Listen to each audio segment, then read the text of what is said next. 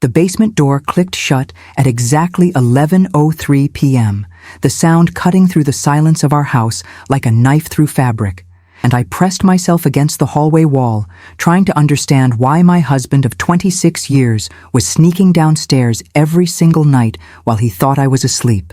David had been doing this for 3 months. I'd been counting, tracking the pattern in a notebook I kept hidden in my tampon box, where he'd never look. And tonight, I'd finally worked up the courage to follow him instead of lying in bed, imagining worst-case scenarios that ranged from affairs to gambling addictions to secret second families. The stairs creaked under my weight, despite my careful placement of feet along the edges where the wood was most solid, and I froze with each sound, convinced he'd hear me, and the confrontation would happen on the staircase instead of wherever he was going. My heart hammered so hard I could feel it in my throat, taste copper on my tongue, and my hands were shaking badly enough that I had to grip the railing to steady myself. If you've ever followed someone you love into the unknown, subscribe and tell me what city you're in. Because what I found in that basement changed everything I thought I knew about my marriage. The basement was supposed to be storage. Christmas decorations, David's golf clubs from before his knee surgery, boxes of our daughter Emily's childhood artwork that neither of us could bear to throw away, but never actually looked at. But the light bleeding under the door at the bottom of the stairs was bright, fluorescent, nothing like the dim bulb that had been there for 20 years. I crept down the last 3 steps, each one feeling like a mile, and the sound that emerged from behind that door made me stop completely. Clicking. Dozens of clicks, rhythmic and constant, the sound of computer keyboards being operated by someone who typed fast and didn't care about noise. David's voice murmured something I couldn't make out, then laughed, a sound so unfamiliar in this context that I almost didn't recognize it as belonging to my husband. I reached for the doorknob, my hand trembling so violently I had to use both hands to turn it, and pushed the door open 6 inches, just enough to see inside without announcing my presence. What I saw made every muscle in my body lock up in confusion and something approaching fear. The basement was no longer a basement. 47 cell phones were mounted on the wall in neat rows, each screen glowing with different content. Social media feeds, text conversations, video calls.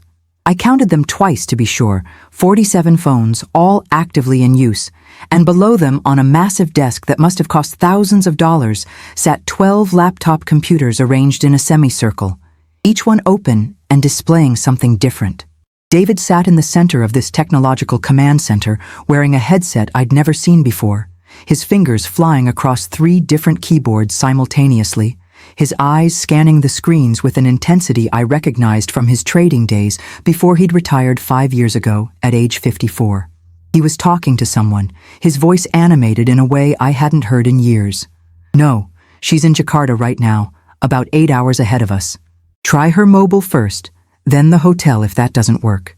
He typed something, clicked a mouse, and one of the phones on the wall lit up with an outgoing call. I must have made a sound, shock, confusion, maybe just the necessity of breathing, because David spun in his chair and saw me standing in the doorway. His face went through 5 expressions in 2 seconds: surprise, guilt, resignation, defiance, and finally something that might have been relief. "What is this?" I managed to ask, my voice coming out as a whisper when I'd meant to sound strong. David pulled off his headset slowly, like a man buying time to construct an explanation, and gestured at the empty chair beside him. Where had he gotten that chair? When had he brought it down here? How had I not noticed furniture being delivered? "Sarah, come sit down. This is going to take a while to explain." His voice was steady, maddeningly calm, as if I'd just discovered him doing Sudoku instead of operating what looked like a spy headquarters in our basement. I didn't move, couldn't move, my brain struggling to process the gap between what I'd expected to find, evidence of an affair, maybe, or a gambling problem, and this technological nightmare that suggested something far stranger and potentially more alarming. 3 months, I said, finding my voice somewhere in the chaos of my thoughts. "You've been coming down here every night for 3 months, 3 hours minimum. That's 270 hours of lying to me about going to bed, David. 270 hours of pretending everything was normal while you were down here doing... what exactly? What am I looking at?" I took a step into the room, and the scale of the operation became even more apparent. There were charging stations, backup batteries, a small refrigerator I recognized from his office before retirement, a coffee maker I'd never seen, energy drink cans in a recycling bin. This wasn't a hobby he'd picked up last week. This was infrastructure. The explanation David offered made so little sense initially that I thought he might be having some kind of mental health crisis, that the technology was a symptom of delusion rather than the tool of whatever he was actually doing. "I'm helping people," he started, then stopped, clearly frustrated by the inadequacy of that phrase to encompass whatever this was. Specifically, I'm helping women in danger get out of dangerous situations. Domestic violence victims mostly, but also women trapped in trafficking situations, forced marriages, that kind of thing. I coordinate safe houses, arrange transportation, connect them with lawyers and counselors, help them disappear from abusive situations. He gestured at the phones on the wall like they explained everything. Each phone is registered to a different identity, different location, different carrier. Untraceable back to me, untraceable back to them. The laptops are running encrypted communication channels. I'm in contact with shelters and resources in 43 countries.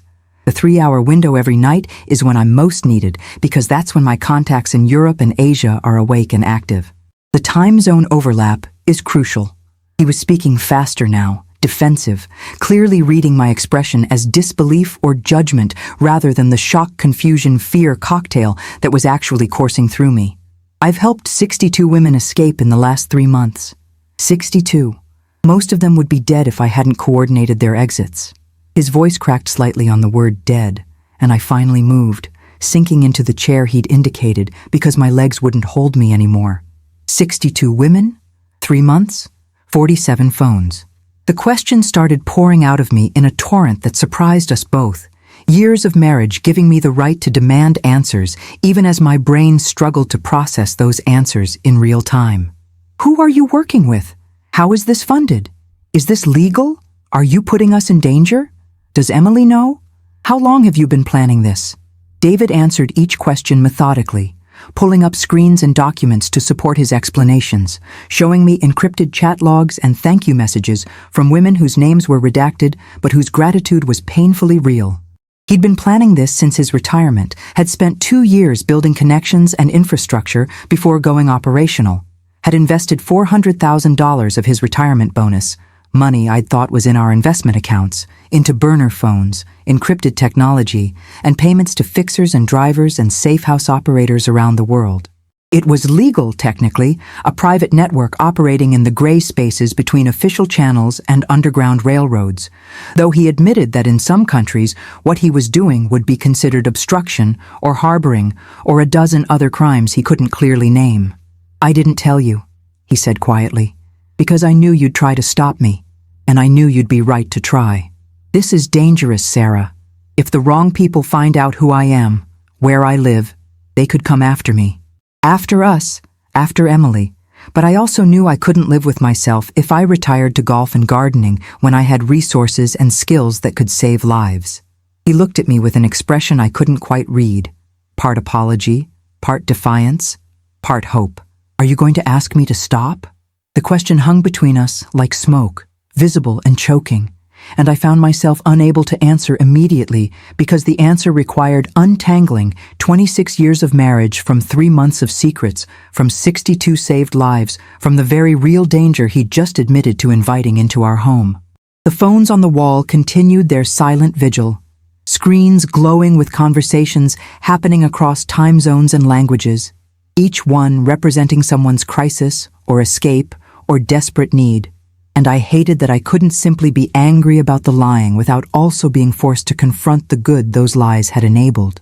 "I need time," I finally managed, my voice sounding hollow even to myself. "I need time to think about this, to process what you've told me, to decide what I think about my husband running a secret underground railroad for abuse victims from our basement while I sleep upstairs thinking everything is normal." David nodded, accepting that without argument, and I stood on shaking legs that felt disconnected from my body. "Don't follow me up," I added, because I needed space more than I needed resolution, needed to be alone with my thoughts before I said something I couldn't take back. I climbed the basement stairs alone, leaving my husband surrounded by his phones and his mission and his secrets. And when I reached our bedroom, I locked the door for the first time in our marriage, not out of fear, but out of the desperate need to be in a space where I controlled access, where I could think without him watching to see if I'd choose him or choose safety or choose some impossible combination of both. Sleep was impossible, so I spent the night researching everything I could find about domestic violence rescue networks, encrypted communication tools, and the legal risks of operating what amounted to a private extraction service for endangered women. The internet rabbit hole was deep and terrifying, filled with stories of women who died trying to leave abusive situations, of children caught in the crossfire of parental violence, of organizations overwhelmed by the scale of need and the scarcity of resources. I found forums where survivors shared stories of escape, where helpers coordinated resources, where the scope of the problem became visceral and immediate in ways I'd never confronted from my comfortable suburban life. By 3 a.m., I'd stumbled across several encrypted message boards that mentioned a coordinator called Lighthouse, David's codename apparently, and the gratitude people expressed for his work was overwhelming and specific. Lighthouse got my sister out of Yemen with 2 hours' notice, one post read. Lighthouse arranged safe transport for a woman and her 3 kids across state lines when local police wouldn't help because her husband was a sheriff, another detailed. The praise was effusive and genuine, painting David not as reckless vigilante, but as careful coordinator who never extracted anyone without their explicit consent and a solid safety plan. It didn't erase my anger about the secrecy, but it complicated my feelings about the secret itself. Because how do you tell someone they're wrong for saving lives, even if the method puts your own life at risk? Morning arrived with neither of us having slept. David presumably still in the basement, and me sitting cross-legged on the bed, surrounded by laptop tabs and printed articles about domestic violence statistics that made my stomach hurt. I heard him moving around downstairs around 6 a.m., coffee brewing, the familiar sounds of his morning routine minus his usual presence beside me in bed, and I stayed in the bedroom for another 2 hours. Not avoiding him exactly, but postponing the conversation I knew we needed to have because I still didn't know what I wanted to say. My sister called at 8:15, her weekly check-in that I normally looked forward to.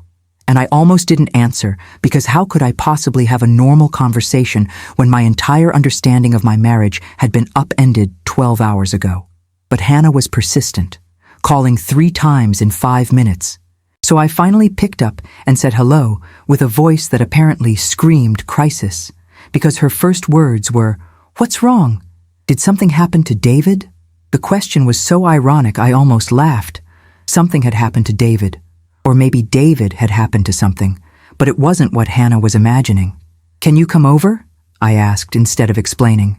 "Today, as soon as possible. I need to talk to someone, and you're the only person I trust with this." Hannah agreed immediately, because that's what sisters do, and I hung up knowing I was about to violate David's security protocols by bringing someone else into his secret. But I also knew I couldn't make this decision alone. Couldn't evaluate risk and morality and marriage vows without a second perspective that wasn't emotionally compromised by sleeping beside the man in question for a quarter century. Hannah arrived at 9:30 with bagels and the kind of concern that showed in every line of her face, and I led her directly to the basement without preamble or context because words felt inadequate to prepare her for what she was about to see.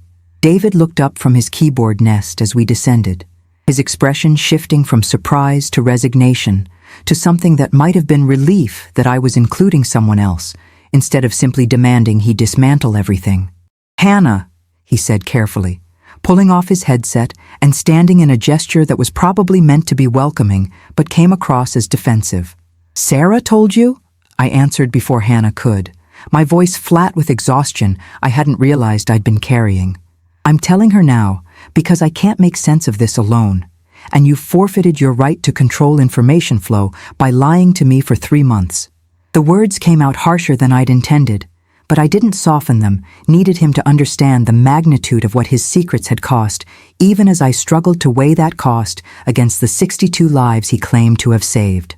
Hannah's reaction was similar to mine. Initial shock, then questions. then a kind of horrified fascination as David walked us through his operation with the weariness of someone explaining their life's work to skeptics who couldn't understand the necessity of what looked from outside like madness. But where I'd been paralyzed by conflicting emotions, Hannah cut through to what she saw as the core issue. You're putting Sarah in danger. You're putting your daughter in danger. You're operating an extraction network out of your suburban home, and you didn't think to mention that to the person who lives here with you? She wasn't yelling, which somehow made the accusation more devastating. Her lawyer's training evident in the precise way she dismantled his justifications one by one. The symbolic weight of the original basement door key, the one that had hung on a hook by the kitchen for 20 years, labeled basement in my handwriting from before Emily was born, became apparent when David admitted he'd changed the lock 3 months ago and never given me the new key. You locked me out of my own basement, I said. The simplicity of the statement containing multitudes of violation that went beyond just physical access. David flinched, and I saw him recognize what he'd done in terms that transcended operational security into fundamental breaches of partnership and trust. I was going to tell you, he said, which was possibly the most useless phrase in the English language, right up there with, it's not what it looks like, and this isn't how I planned this. I'd found the new key in his pocket during a frantic search through his pants while he showered yesterday, had stared at it, trying to figure out why it didn't match the old one, had actually suspected him of having a storage unit where he was hiding evidence of an affair before discovering the truth was somehow more complicated than infidelity. When? I asked, my voice sharp enough to cut. When were you going to tell me? After you'd saved 100 women? 1,000? When someone figured out who you are and showed up at our house looking for revenge? When exactly did this grand revelation factor into your operational timeline? David didn't have an answer to that, which was answer enough. Hannah looked between us with the expression of someone watching a marriage crack in real time, and I could see her calculating whether to intervene or let this play out, ultimately deciding on the latter by taking a step back and watching silently as 26 years of partnership collided with 3 months of betrayal disguised as altruism. The B-story character who would eventually enable both resolution and revelation arrived unexpectedly that afternoon in the form of Emily's best friend Rachel, who was staying with us for the week while her parents dealt with what Emily had described as family stuff in terms vague enough to discourage questions.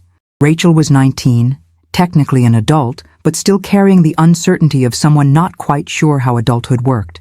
And she'd been in our guest room for 3 days being quiet and grateful and slightly depressed in ways that I'd attributed to normal teenage drama. But after Hannah left, with promises to think about everything and call me tomorrow and not tell anyone, especially not our parents who would panic, I found Rachel crying in the kitchen over her phone, her body language suggesting something more serious than the usual social media devastation. Rachel, sweetie, what's wrong? I asked, slipping automatically into surrogate mother mode that Emily's friends had always triggered in me. Rachel looked up with eyes red from crying, and an expression that combined shame and fear in proportions that made my stomach drop. I need help, she whispered. And the way she said help, with emphasis that turned it into a lifeline request rather than casual assistance, made me sit down beside her and take her hand. The story that emerged over the next 20 minutes was devastating in its familiarity to all the research I'd done overnight. Her father's family stuff was actually escalating violence against her mother that had finally crossed from emotional abuse into physical. But her mother refused to press charges or leave because financial dependence and fear of custody battles and a dozen other reasons that trapped women gave for staying in situations that might kill them. Emily said, you might know someone who helps with this kind of thing, Rachel said finally, not meeting my eyes.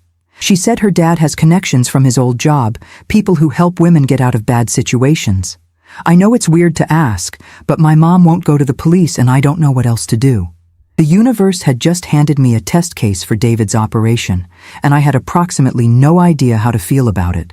Finding David still in the basement, despite it being 2 p.m, felt like discovering him in his natural habitat, the technological warren more home to him now than our actual bedroom upstairs where I'd slept alone last night and would probably sleep alone tonight. We need to talk, I said from the doorway, not entering the space because it still felt like his domain rather than ours, despite the fact that I legally owned half of everything in this house, including the 47 phones that continued their silent chorus of digital connection. David saved whatever he was working on and turned to face me with an expression that suggested he'd been waiting for this conversation, dreading it but accepting its necessity. "Rachel's mother is being abused," I said without preamble. "Physically. The father is escalating. Rachel is upstairs right now, terrified that her mother is going to end up dead, and she asked me, specifically asked if you had connections who could help." I watched David's face transform from apprehension to focused intensity, the change so immediate and complete that I recognized this as his true self now, the version that had been hiding in the basement while showing me only the retired husband facade upstairs. "Tell me everything," he said, already pulling up screens and typing notes, and I stood there watching him shift into operator mode while grappling with the reality that I was about to become complicit in his secret operation, not by choice, but by circumstance, and the impossible calculus of letting someone's mother die versus accepting risk into my own life. I told him everything Rachel had shared, watched him take notes with the precision of someone who'd done this 62 times before, and when I finished, he was already pulling up resources and contacts and beginning the coordination process that would apparently extract Rachel's mother from danger. "This is what you do," I said, not quite a question. "This is why you couldn't tell me and why you couldn't stop even though you knew you should." David nodded once, his attention already divided between me and the screens that represented someone's crisis requiring immediate response. "Are you in?" he asked, and the question contained multitudes. Was I in for this case, for his mission, for staying married to someone who chose to invite danger rather than ignore suffering? For all of it or none of it? Or some impossible combination that I hadn't figured out yet.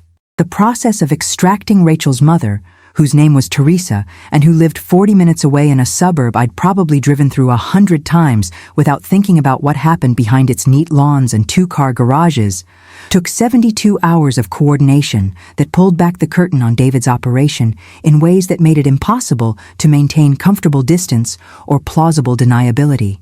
I was in, whether I'd fully decided to be or not, because Teresa's situation was deteriorating hourly, and my moral squeamishness about operational security felt obscene compared to her immediate danger. David had me create my own encrypted communication identity, not a full operator status, but a limited coordinator who could relay messages and confirm information without having access to the broader network. "You'll be Beacon," he told me, setting up my access codes and protocols with the same careful attention he'd given to building his entire infrastructure. Lighthouse and Beacon. The names worked together. The small gesture toward partnership felt simultaneously inadequate and essential. Acknowledgement that if I was going to be part of this, I deserved at least the dignity of designation. I spent Tuesday afternoon learning communication protocols while David coordinated with 3 separate safe house operators, 2 volunteer lawyers, and a domestic violence counselor who would provide Teresa with immediate crisis support once she was physically separated from her husband. Rachel sat with us for some of this, her presence necessary for details about her mother's routines and her father's schedule, and watching my husband explain extraction logistics to a terrified teenager made something in my chest hurt with complicated emotions I couldn't name, pride and anger and fear braided together into a knot I couldn't untangle. Wednesday morning at 6:15 a.m., Teresa left her house for her regular jog, a routine her husband had started encouraging 3 months ago as part of what Rachel recognized in retrospect as escalating control over her body and activities. And instead of completing her normal 3-mile loop, she took the left turn that David had mapped out for her and met a volunteer driver in a grocery store parking lot 2 miles from her home. The extraction was surgical and quick. Teresa in the car, the driver heading to a safe house 70 miles away, the entire operation completed in under 4 minutes before her husband would notice she'd been gone longer than usual. I monitored this from the basement beside David, watching encrypted messages confirm each stage. Target mobile, target secured, transport en route, and trying not to think about what would happen if something went wrong. If Teresa's husband somehow intercepted the extraction. If this all blew up in ways that connected back to David and by extension to me. "She's safe," David said, when the final confirmation came through at 6:43 a.m., and I watched him sag slightly in his chair, the relief physical and profound. Rachel came down the stairs. When had I stopped caring that she was seeing this basement command center? When had operational security given way to emotional necessity? And David turned to tell her that her mother was out, was safe, was in a secure location with counseling and legal support waiting. Rachel burst into tears, the kind of deep sobbing that suggested she'd been holding breath for months, waiting for exactly this kind of news.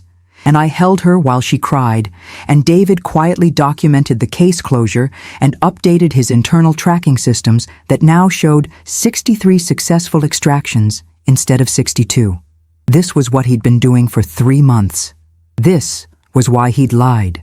I was still angry about the secrecy, still terrified about the risk, but I also understood in ways I hadn't before that some choices existed in spaces where right and wrong weren't opposites, but uncomfortable neighbors sharing the same property line. The aftermath of Teresa's extraction revealed layers of my husband's operation that were somehow more disturbing than the initial discovery because they suggested long-term planning that went far beyond 3 months of late-night basement sessions. David had life insurance policies totaling $3 million, triple what I'd known about, with instructions that if anything happened to him, the payout should fund the continuation of his network under new management.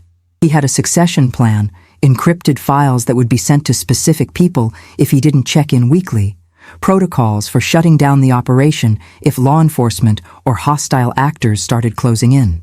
"You planned for your own death," I said, staring at documents he'd finally shared with me now that I was partially read into his mission.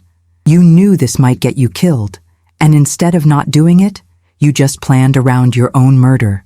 David didn't deny it, couldn't deny it when the evidence was literally printed out in front of me in careful detail that suggested hours of planning. "I'm 60 years old, Sarah. I've lived a good life. If it ends because I helped someone escape being beaten to death by their husband, that's a trait I can live with, or die with." The casualness of his acceptance was somehow worse than if he'd been scared, because fear would have suggested some connection to normal human self-preservation, whereas this calm acknowledgement of his own expendability suggested he'd already made peace with outcomes I couldn't even contemplate. We fought that night, really fought.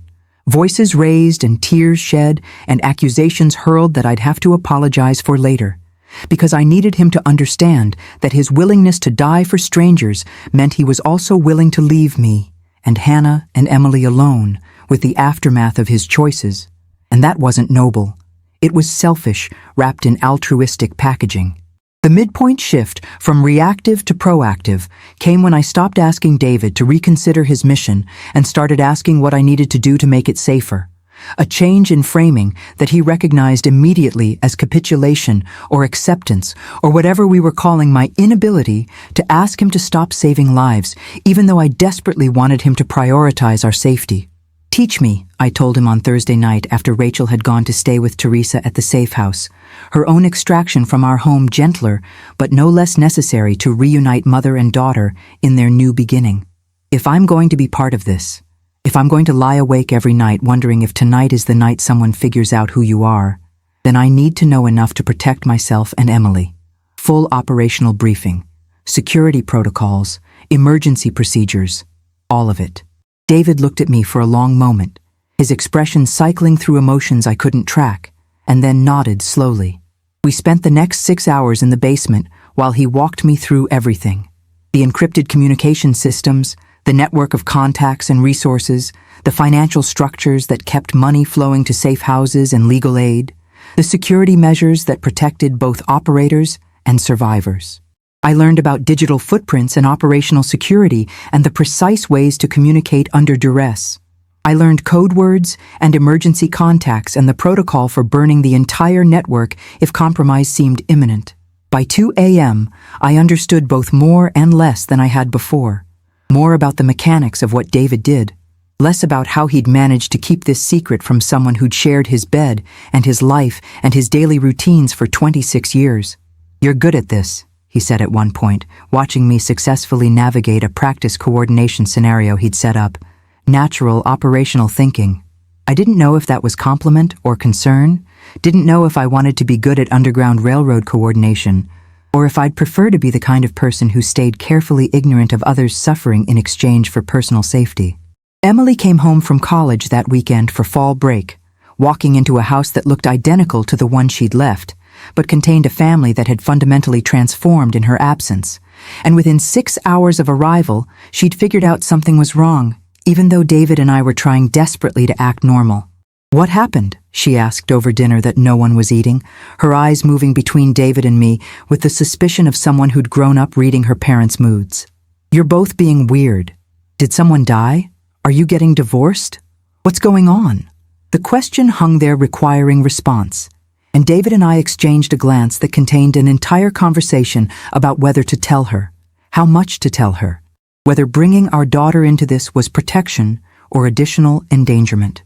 "We need to show you something," I finally said, making the decision unilaterally because Emily was 19 years old and deserved to know that her father was operating a secret rescue network from their basement and her mother had become an accessory to it.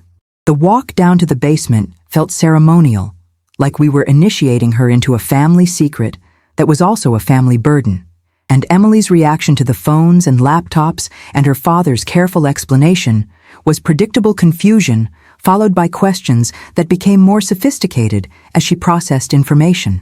"How long?" she asked. 3 months operational? 2 years planning?" David answered. "Does Mom know?" A pause. "She does now." Emily looked at me, and I saw her trying to reconcile the mother who'd packed her lunchboxes and helped with college applications with the woman who was apparently coordinating domestic violence extractions from a suburban basement. "Are you okay with this?" she asked me directly, and I appreciated her cutting through to the essential question beneath all the operational details. "I'm terrified," I told her honestly. "I'm angry at your father for lying. I'm proud of what he's accomplished. I'm worried constantly about danger. I'm not okay with it, but I also can't ask him to stop." Emily processed that, nodded slowly, and turned back to David. "Teach me," she said, exactly as I had days earlier, and I watched my family complete its transformation from normal suburban unit into something I couldn't quite name but recognized as permanent. The all-is-lost moment arrived not with violence or discovery, but with an email that landed in David's encrypted inbox on Tuesday afternoon, sender identity, scrambled but message content terrifyingly specific. "We know who Lighthouse is. We know where he lives. Suggest immediate cessation of activities or face consequences." David's hands were shaking when he showed me, the first time I'd seen physical fear in him since this whole situation began, and the transformation from confident operator to scared human being was devastating to witness. "They found me," he said, voice hollow with implications neither of us wanted to voice. "Someone tracked my identity through the network. We need to shut everything down, delete the operation, burn all the infrastructure." He was already moving, fingers flying across keyboards to initiate protocols we'd discussed theoretically, but never expected to deploy. And I grabbed his arm to stop him because panic felt contagious and someone needed to think clearly. "Wait, let's verify this first.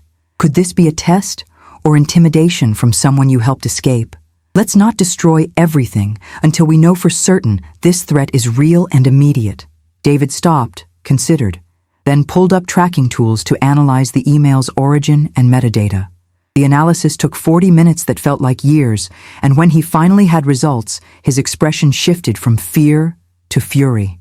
"It's internal," he said, voice tight with anger I'd rarely heard from him. "Someone in my network sent this, someone I've worked with before. This isn't external threat, it's internal betrayal, and I think I know who." He pulled up files on 3 operators he'd had concerns about over the past month. Volunteers whose operational security had been sloppy, whose communications had seemed off, and as I read their profiles, I understood David's conclusion. Someone was trying to blackmail him, probably for money. Probably someone who'd figured out that the anonymous coordinator called Lighthouse was actually a retired executive with substantial resources worth exploiting. The threat was real, but it wasn't what we'd thought, and the solution wasn't shutdown, but identification and extraction of the bad actor before they compromised operations for everyone. The process of identifying and removing the threat from David's network took 4 days of digital forensics that would have impressed our daughter, the computer science major, and ultimately revealed that the blackmailer was a volunteer lawyer named Marcus Chen, who'd been helping with legal documentation for extracted survivors, but had apparently decided that knowing Lighthouse's real identity was worth more than maintaining the mission. David's fury was cold and calculating. The same intensity he'd brought to his business career, but now directed at someone who'd violated trust in service of personal gain. "I'm going to destroy him," David said, while documenting Marcus's IP addresses and communication patterns. And I believed him because I'd seen what David looked like when he'd decided someone was an enemy rather than an ally. The confrontation happened via encrypted video call, Marcus's face appearing on one of the 12 laptop screens looking smug until he realized David wasn't alone. I was there, Emily was there via video from school, and Hannah had come over as witness and informal legal counsel should anything Marcus said cross into actionable territory. "You tried to blackmail the wrong person," David told him, voice even and deadly. "I've documented every communication you've had with me, every case you've worked on, every technical vulnerability you've exploited to discover my identity. I've also documented the $3,000 you embezzled from safe house funds by inflating legal fees, which I didn't catch until I started investigating you closely. So here's what's going to happen. You're going to disappear from this network completely, never contact anyone involved again, and consider yourself lucky I'm not pressing charges for theft or extortion. Refuse, and I'll make sure every law firm in your city knows exactly what you tried to do." The threat was comprehensive and specific, backed by evidence David had spent 4 days accumulating, and Marcus's smugness dissolved into panic so complete I almost felt sorry for him before remembering he'd tried to destroy something that saved lives for personal profit. "Who else knows?" Marcus managed to ask, his voice thin. "Everyone who matters," David replied. "You're done." The screen went black, call terminated, and David immediately initiated protocols to purge Marcus from all systems while notifying the network's other coordinators about the security breach. Crisis contained, threat neutralized, operation continuing. The resolution and justice beat played out over the following weeks as David rebuilt portions of his network with new security protocols that Emily helped design, her computer science expertise turning out to be perfectly suited for protecting an underground railroad in the digital age. Teresa and Rachel resettled in a new city with new identities and the kind of legal protection that made her ex-husband's attempts at contact bounce off restraining orders and monitored communication systems. David's operation continued, now with me as active coordinator rather than reluctant observer, my beacon identity coordinating 3 extractions in the month following the Marcus situation. The phones on the wall, still 47, always 47. David had explained the number was deliberate to maintain operational consistency, continued their silent vigil, and I'd gotten used to falling asleep upstairs while knowing my husband was downstairs saving someone's life. The thought no longer keeping me awake with anxiety, but rather with something approaching pride mixed with perpetual low-level fear that never quite disappeared.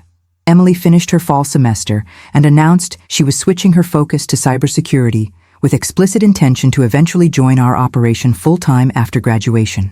A declaration that made me want to forbid her involvement while knowing I had no moral standing to protect her from dangers I'd accepted for myself.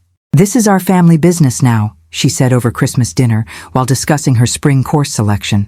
And the casualness of that statement, family business applied to extracting abuse victims rather than running a dry cleaner or restaurant, would have been absurd if it wasn't accurate.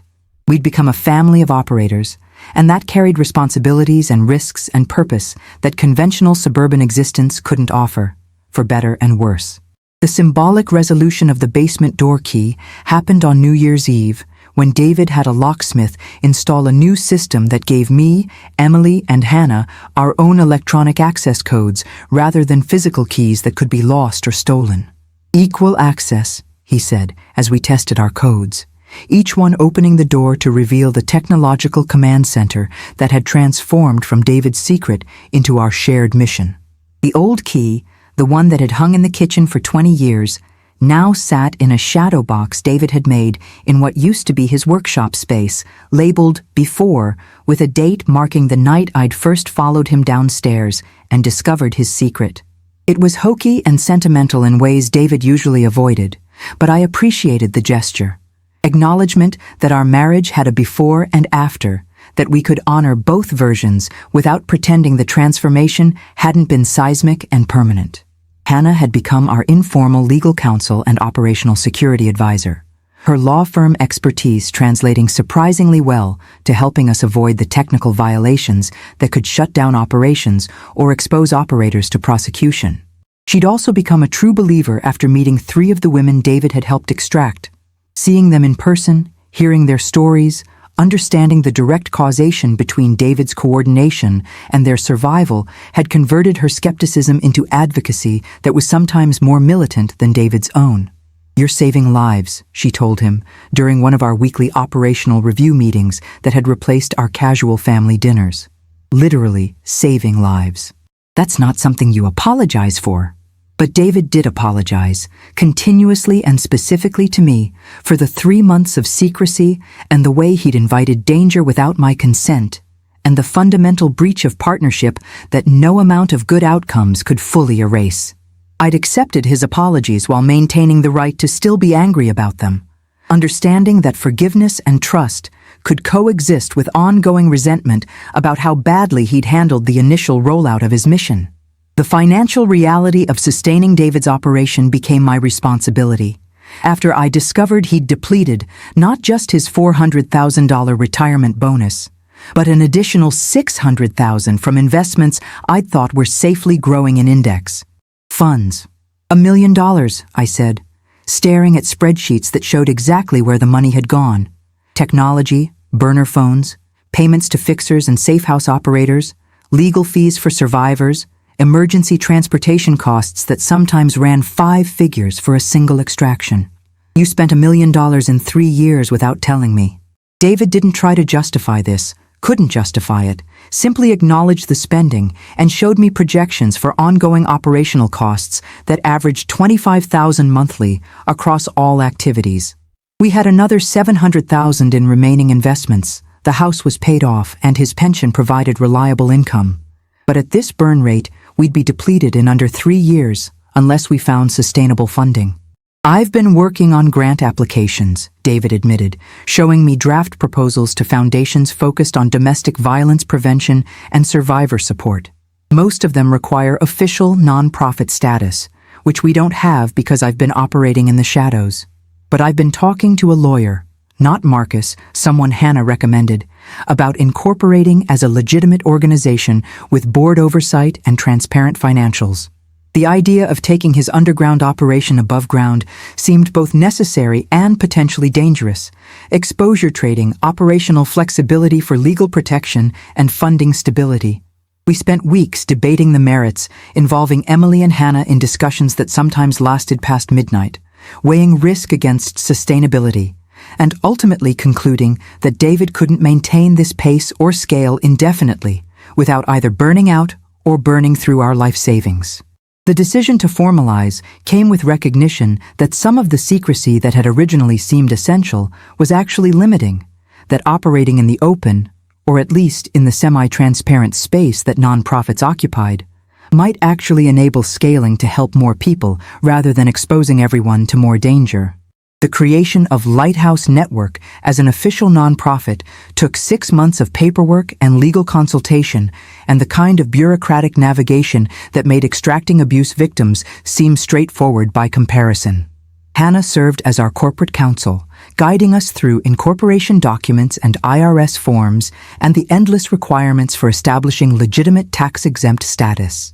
Emily built our public-facing website, carefully designed to explain our mission without revealing specific operational details that could compromise security, and wrote grant applications with the precision of someone who'd learned persuasive writing by watching her father coordinate life-or-death logistics.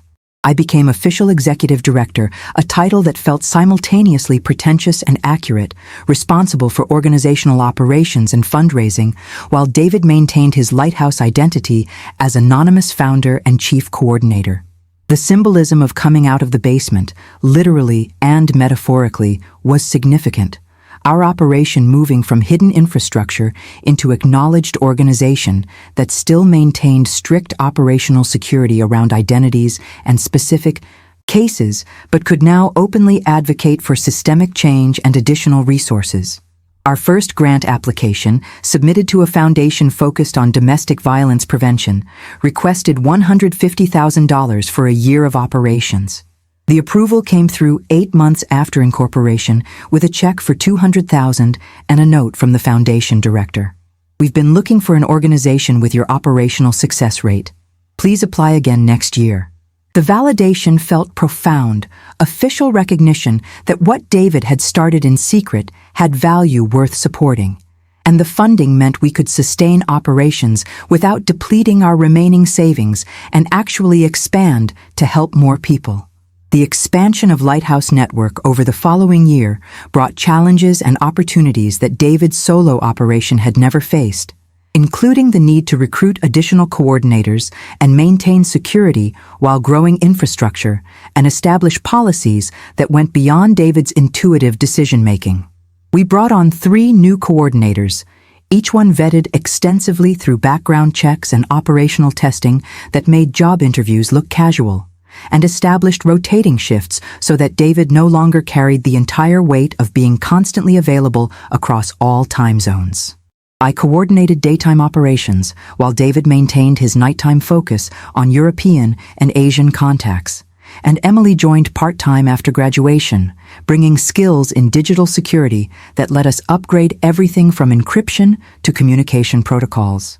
The 47 phones remained, but now they were distributed across multiple locations rather than concentrated in our basement, reducing single point of failure risk while maintaining the operational capacity that number represented.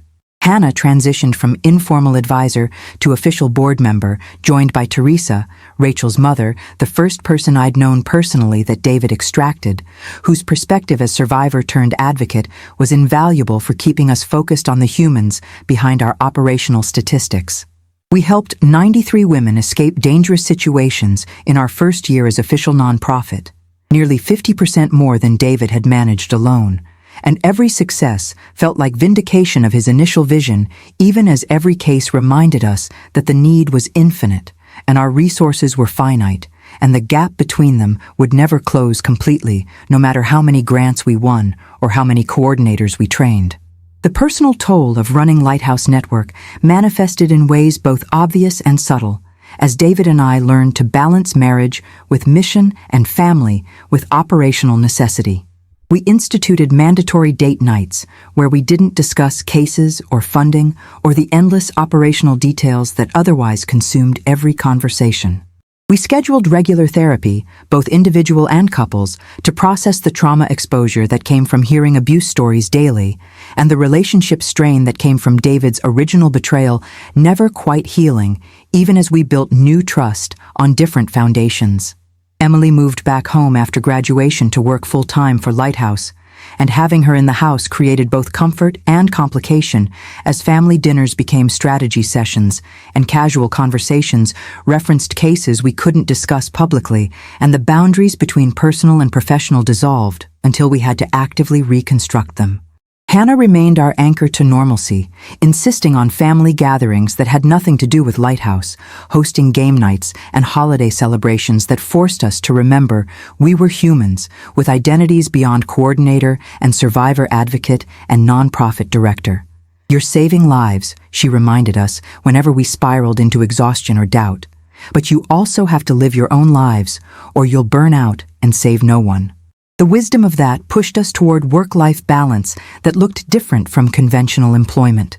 We couldn't turn off awareness of others' suffering, couldn't ignore urgent cases because it was date night, couldn't fully separate mission from identity when our basement-turned headquarters was literally attached to our living space. But we tried, which was perhaps all anyone could expect. The second anniversary of the night I'd followed David down the basement stairs arrived without fanfare. Notable primarily because I marked it privately in my journal as the day that had divided my life into before and after just as clearly as my wedding day or Emily's birth. I'd been angry that night, confused and frightened and betrayed by secrets that seemed designed to exclude me from decisions that affected my safety and future. 2 years later, I was still processing those feelings. Therapy had helped me understand that processing didn't mean resolving, that some hurts stayed hurt even while you built around them. But I'd also built something with David that felt more real than what we'd had before. The conventional marriage of shared routines and unexamined assumptions had given way to partnership built on mission and maintained through conscious choice rather than default momentum. We chose each other daily now, chose to stay despite the danger and the stress and the endless weight of knowing we could never help everyone who needed help, and that choosing felt more solid than the unconscious coasting we'd done for decades. "Do you regret it?" David asked me on that anniversary night, the two of us alone in what was now officially Lighthouse headquarters rather than just our basement. Following me down here that night? Learning everything? Being part of this? I considered the question seriously, looking at the 47 phones that now felt familiar rather than alien, at the laptops that displayed lives in crisis and lives being saved in equal measure. "I regret how you did it," I finally answered. "I regret the lying and the secrecy and the way you made decisions that affected both of us without including me. But I don't regret where we ended up. I don't regret knowing. I don't regret this." I gestured at the room, at everything it represented. David nodded slowly, accepting that distinction. "I'm sorry," he said for perhaps the 1,000th time. "For all of it. I'm sorry." And I believed him, which was different from forgiving him, which was different from trusting him completely, which was different from loving him. And somehow all those differences coexisted in the marriage we'd built on the ruins of the one we'd had before. The broader impact of Lighthouse Network extended beyond individual extractions into systemic advocacy, as our success rates and operational model attracted attention from domestic violence prevention organizations and law enforcement agencies looking for better coordination mechanisms. David was invited to speak at conferences, always maintaining anonymity, presenting via video with voice distortion and careful operational security, and his presentations on extraction logistics and survivor safety planning became training materials for shelters and counselors across 3 continents. Emily published academic papers on digital security for underground networks, her research carefully sanitized to protect specific details while sharing methodologies that other organizations could adapt. I testified before state legislative committees about gaps in legal protection that endangered survivors, using case studies from our work, names and details changed, to illustrate policy failures that our network existed to patch. We were becoming advocates as well as operators, using our unique position to push for changes that would make organizations like ours less necessary by making official systems more effective. The irony wasn't lost on any of us that our success at operating outside conventional channels was being used to argue for improving those channels, that we were essentially trying to work ourselves out of existence by fixing the systems whose failures had necessitated our creation. But David called it the long game, recognition that extracting individuals was necessary immediate response, while changing systems was necessary long-term solution, and we needed to do both simultaneously, or we'd never get ahead of the endless crisis that domestic violence represented. The financial sustainability of Lighthouse Network stabilized over our 2nd year of operations as grant funding diversified beyond our initial foundation supporter to include 3 additional major grants totaling $400,000 annually, enough to cover operational costs and salaries that let David, Emily, and me draw reasonable compensation for full-time work that had previously been unpaid volunteer hours. The professionalization of our operation changed dynamics in ways both positive and complicated. Having actual employees meant having actual employment law responsibilities, payroll taxes, workers' compensation insurance, and all the bureaucratic overhead that turned Underground Railroad into legitimate business, operating in the socially conscious nonprofit space. Hannah's law firm provided pro bono support for most legal needs, but we still needed professional accounting and HR consulting and the endless compliance requirements that came with managing other people's money. I learned grant writing and nonprofit management through combination of online courses and trial by error that sometimes resulted in embarrassing mistakes. Filed tax forms late once, miscategorized expenses that required amended filings, struggled with financial reporting requirements that seemed designed to consume infinite time with minimal value, but gradually developed competence that matched my commitment. David remained focused on operations, the coordination work that had always been his strength, while Emily handled technology and I managed organizational administration and fundraising. A division of labor that played to our respective skills while acknowledging that David's original vision of solo operation had been unsustainable from the start. The irony of 3 family members running a nonprofit together, something many organizations actively avoided to prevent nepotism and conflict of interest, was addressed through careful governance structures that gave our board real oversight power and established policies for handling disagreements that inevitably arose when family dynamics collided with organizational decisions. The unexpected joy that emerged from our family's transformation into organizational leadership was watching Emily flourish in ways her conventional computer science career path probably wouldn't have enabled. She was brilliant at operational security, constantly upgrading our systems and protocols to stay ahead of evolving threats. But she also had her father's instinct for coordination and my attention to survivor-centered design that made her uniquely qualified for this work. Watching her talk a terrified woman through extraction logistics with combination of technical precision and emotional intelligence made me proud in ways I couldn't articulate. Satisfaction that transcended conventional parental hopes for successful children, because this was success measured in lives saved rather than salaries earned or titles achieved. "She's better at this than I am," David admitted once, watching Emily manage a complex extraction that required coordinating resources across 7 time zones and 4 countries. "She has your strategic thinking and Sarah's emotional awareness, and she's never known a world where this kind of work wasn't possible. She's fearless in ways I had to learn."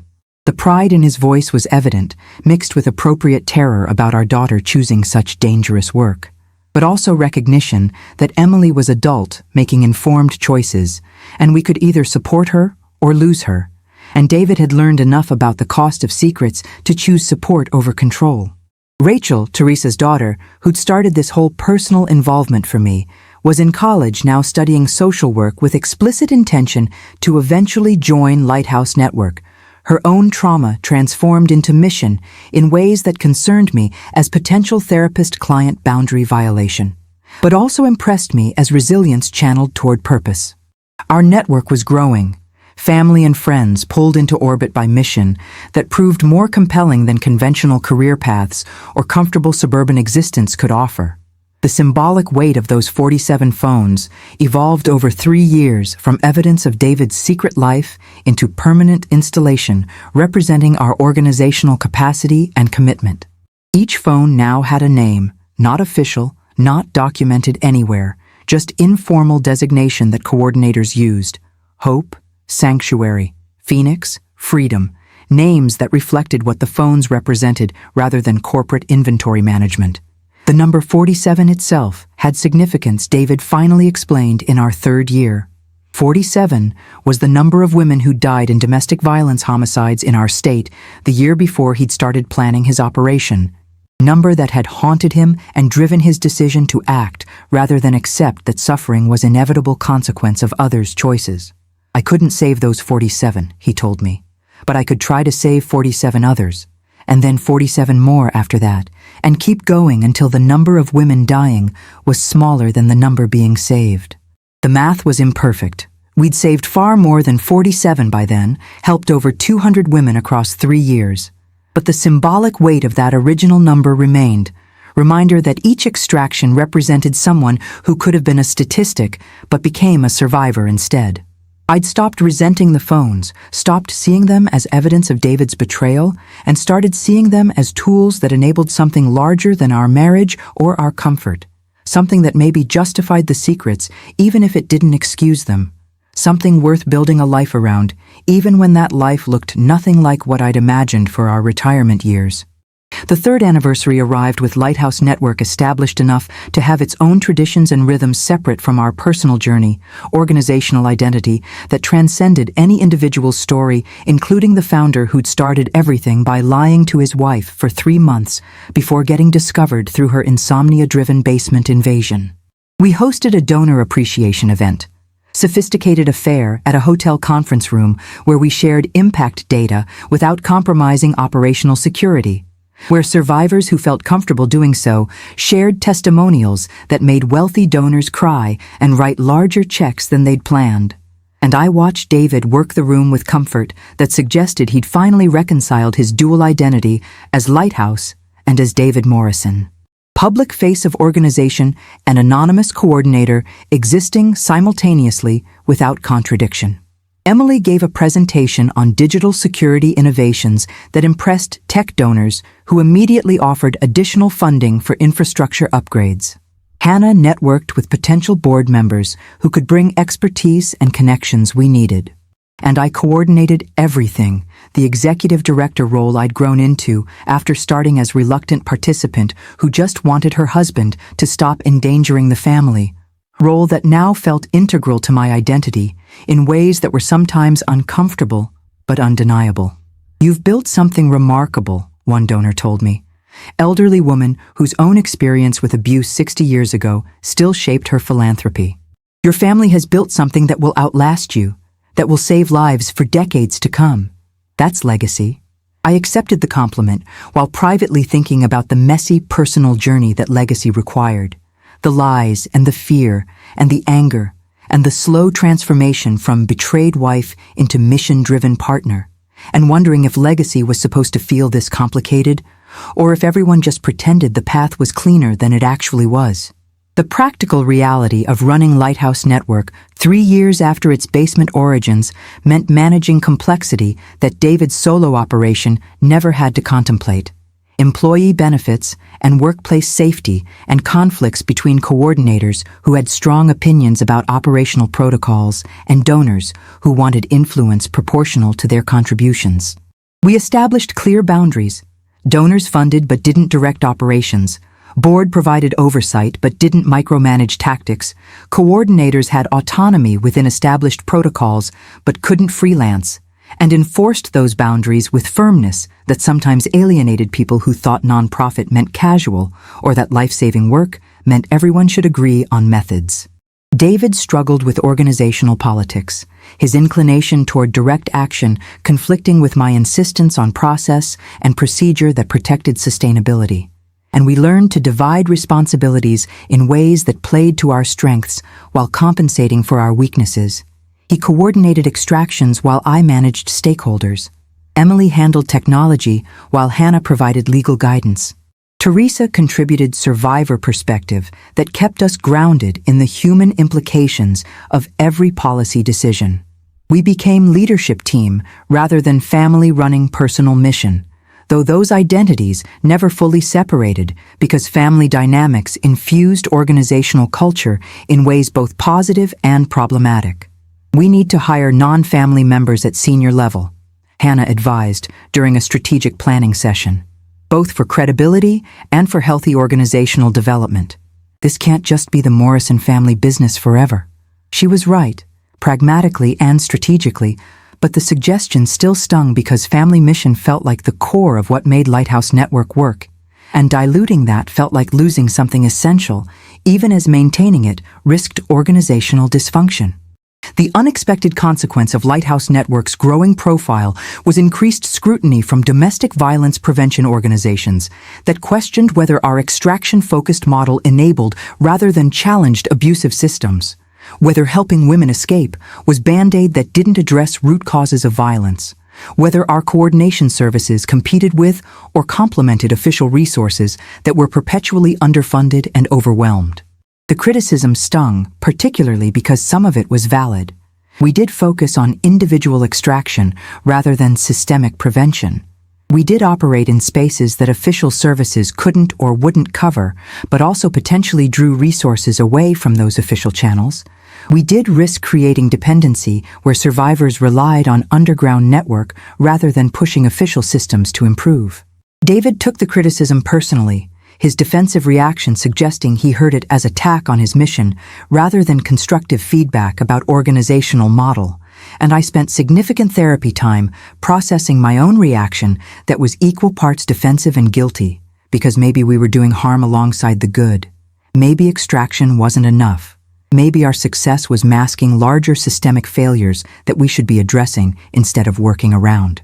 Both things can be true, my therapist observed, when I spiraled into either-or thinking that demanded I choose between believing our work mattered and acknowledging its limitations.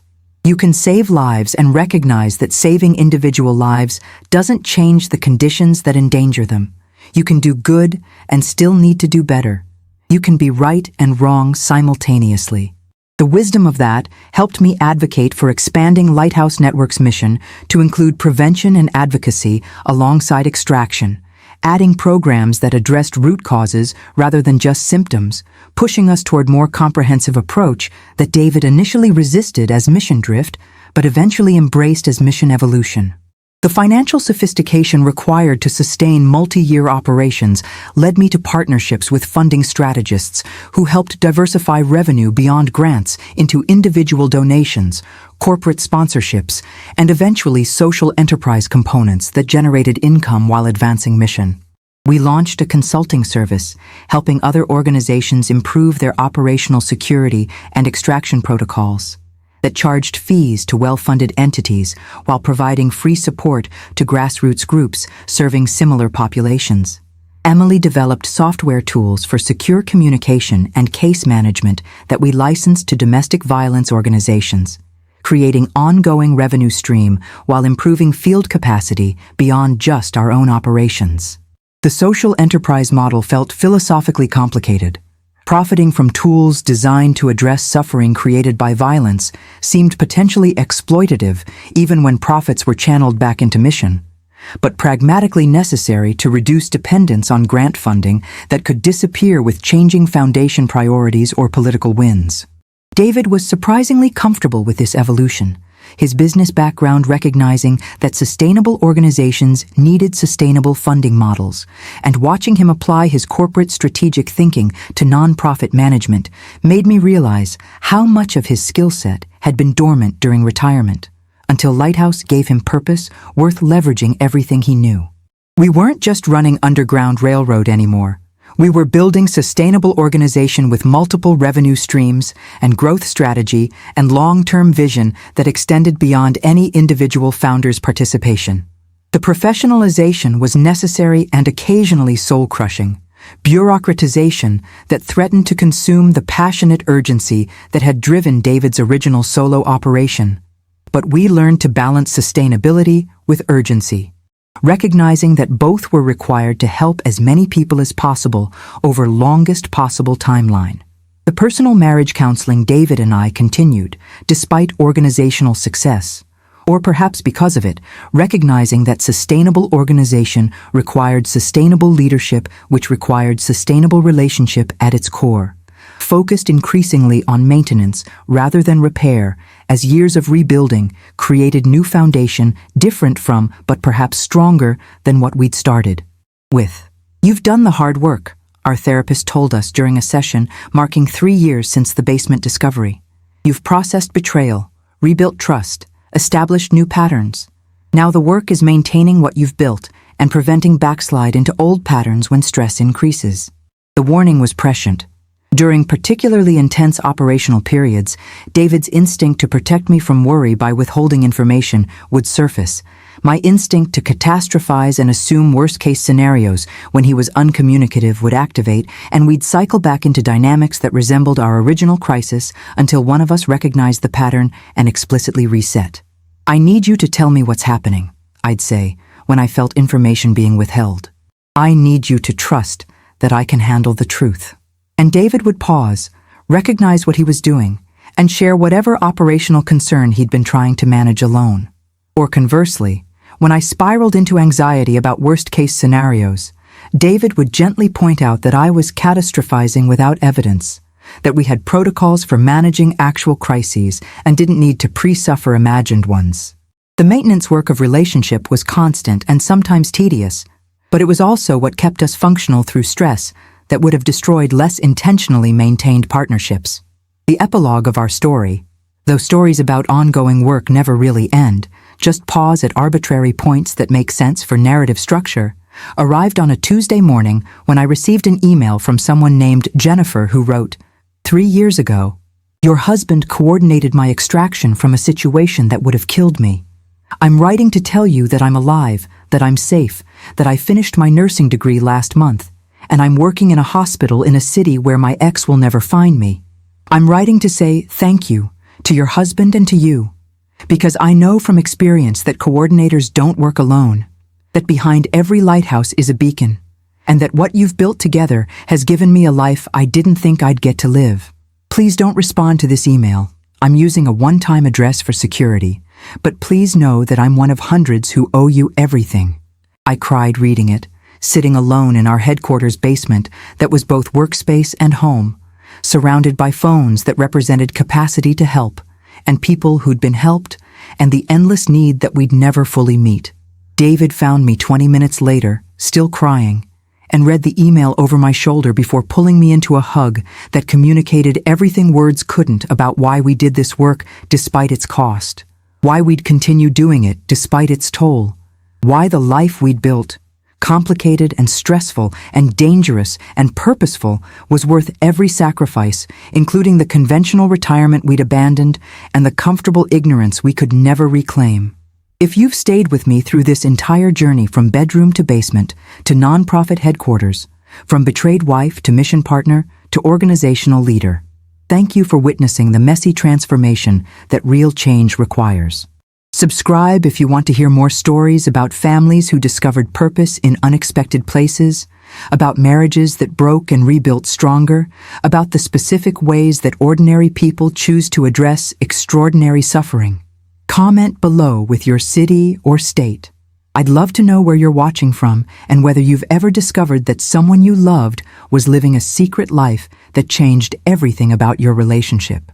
The comments have become a community of people sharing their own stories of discovered secrets and rebuilt trust, and the strange places that purpose can take you when you follow someone down the basement stairs because you can't sleep and you need to know the truth, even when the truth transforms everything you thought you understood about your life and your marriage and your capacity to handle situations you never imagined facing.